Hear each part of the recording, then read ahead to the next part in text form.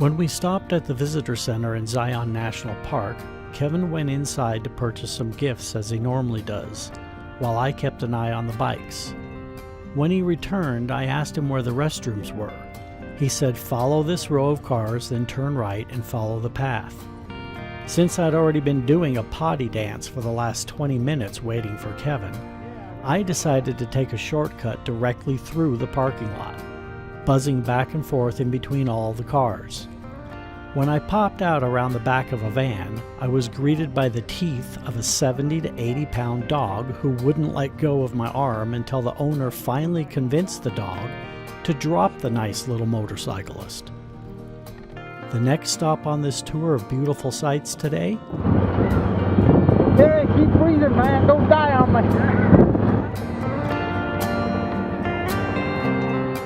Terry, I got my saw with me in case we need to cut off your arm, man. The emergency room in Kanab, Utah.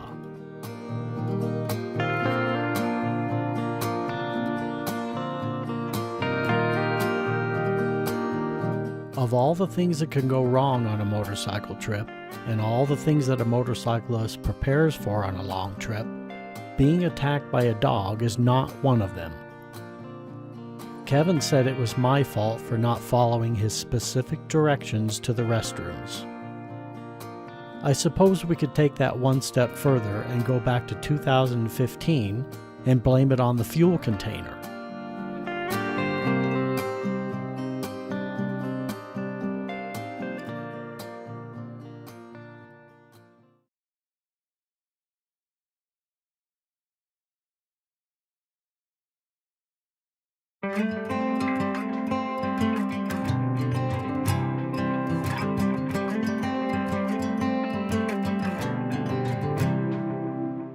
Our original plan today was for the two of us to ride from Kanab to the north rim of the Grand Canyon, then on to Kayenta, Arizona. But the drugstore in Kanab where I had to pick up my prescription of antibiotics didn't open until 10 a.m. this morning. So rather than letting Kevin sit around waiting for me, we thought it would be best if Kevin took a solo ride down to the Grand Canyon, and we would meet back up in Jacob Lake, Arizona later in the day. That would also give Kevin a much-needed break from Dark Cloud Durant. See you in Denver, man.